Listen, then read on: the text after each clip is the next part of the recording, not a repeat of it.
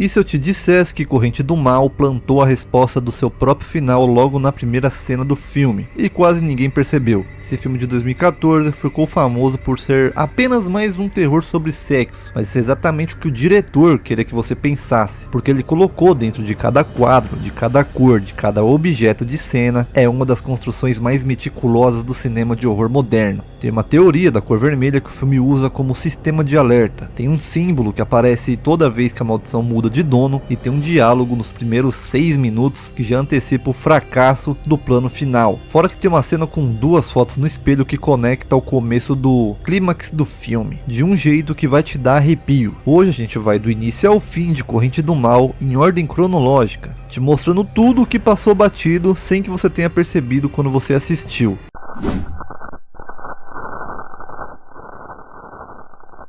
O conceito do filme surgiu de um pesadelo recorrente que o diretor David Robert Mitchell tinha desde criança. Ele era perseguido por um predador que caminhava continuamente na sua direção, sem parar, mas também sem correr, apenas caminhando. Ele também citou, que George Romero e John Carpenter como as maiores influências criativas daqui do filme Corrente do Mal. Antes de qualquer personagem principal aparecer, o filme nos apresenta Annie, uma adolescente saindo em pânico de casa de salto alto e de cueca pela rua do bairro, enquanto os vizinhos a ignoram completamente. Parece até um absurdo, né? Uma garota em pânico total e ninguém faz nada. Mas isso não é distração, é uma introdução ao cenário. O filme se passa em Detroit, e Detroit não é um cenário aleatório. O diretor usa a cidade como símbolo da decadência do sonho americano. Construções abandonadas, ruas vazias, subúrbios que prometiam segurança, mas viraram completamente fantasmas. E existe uma linha invisível no filme, a 8 Mile. Os pais de Jay proibiam ela de cruzar essa fronteira. É literalmente o limite entre o subúrbio protegido da infância e o mundo real, duro e abandonado. Quando a maldição chega na vida de Jay, ela vai cruzar essa linha. Mas voltando à abertura,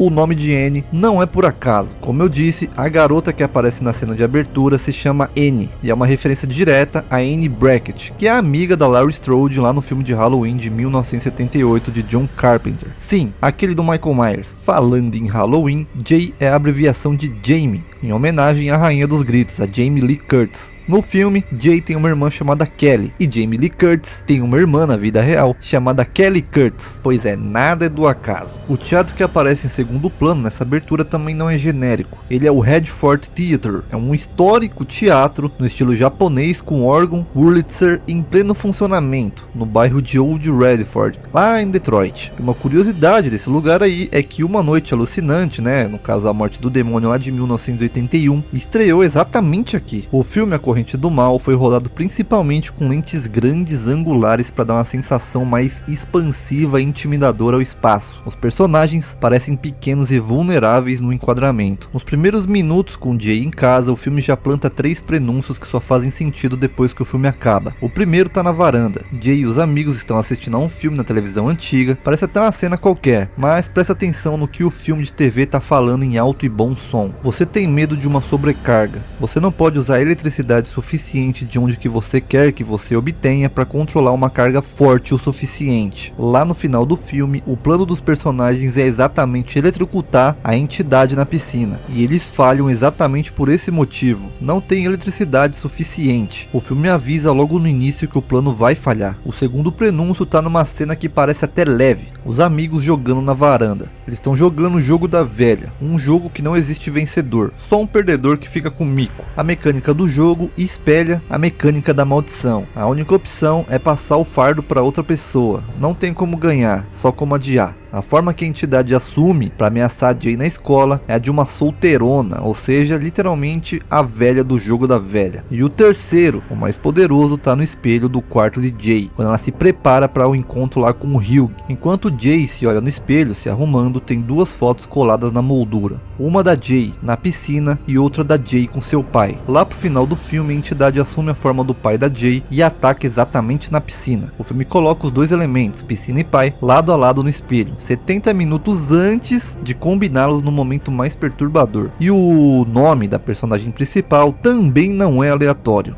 Jay é um tipo de pássaro e simboliza, né, a liberdade. E High seria mais ou menos como altura, sugere expansão e possibilidade. Mas a primeira cena de Jay, mostrando ela deixando uma formiga se afogar na palma da sua mão, olhando sem intervir, é a apresentação visual de alguém que já entendeu, no fundo, que a morte é inevitável. No encontro com Hugh no cinema, tem uma cena que parece ser um exercício de conexão romântica. Eles jogam quem que você gostaria de ser, apontando para os estranhos ali na plateia. O Hugh aponta para uma criança e diz que gostaria de começar do zero. O detalhe aqui é que ele já está infectado pela entidade e desesperado para se livrar desse fardo. A escolha de uma criança, né, símbolo de inocência, revela o quanto ele está disposto a comprometer qualquer coisa para se salvar. Voltando a ser criança, ele voltaria à inocência e não teria uma entidade indo atrás dele. Entidade essa que é passada de pessoa a pessoa depois que você transa com a pessoa que está infectada, entendeu? Enfim, Hugh tá aqui olhando para sua vítima futura, né, a Jay, e ensaiando o que está prestes a fazer com ela. Logo depois das cenas libidinosas, o Hugh revela a maldição para Jay de uma forma deveras confusa e vaga. O vídeo de hoje vai poupar vocês de tretas criptadas que ele dá e te explicar as regras de verdade. A regra central é que a entidade persegue quem carrega a maldição. Ela caminha em linha reta, sempre na sua direção. Ela pode assumir a forma de qualquer pessoa, sendo estranhos, conhecidos, entes queridos, e se te alcançar, te mata e volta para a pessoa anterior na cadeia. E assim por diante. O ator que interpreta a entidade na sua forma mais alta é o Mike Lanier, um morador de Detroit de 2,31 m, que projeta motores para a General Motors, ou a GM, no dia a dia. O diretor confirmou uma parada que tinha um questionamento aí entre a galera, que é o seguinte: ele disse que nem sexo por trás e nem sexo entre pessoas do mesmo sexo bloqueiam a transmissão. A maldição ainda passa. A mecânica da transmissão é mais simbólica do que literal. Também confirmou que a entidade poderia embarcar em um avião para seguir uma vítima para qualquer lugar do mundo. A primeira forma que Jay vê enquanto está amarrada é a mãe de Hugh, uma figura que ela nunca conheceu. Isso levanta a teoria de que a entidade é clarividente. Ela consegue acessar as memórias e rostos significativos da vítima sem nunca tê-los visto. Hugh cobria as janelas com jornal não para se esconder, mas para tentar bloquear o faro da criatura. Existem duas referências literárias no filme que não são de enfeite. Elas são o manual de instruções temático do filme. Na cena da escola, uma professora lê em voz alta o poema The Love Song of J. Alfred Prufrock. Parece até uma aula de literatura qualquer, mas não é. O poema fala sobre isolamento, tensão sexual e consciência da própria mortalidade, espelhando com precisão os temas centrais do filme. Dois trechos específicos marcam diretamente na narrativa. Eu sou Lázaro, vindo dos mortos.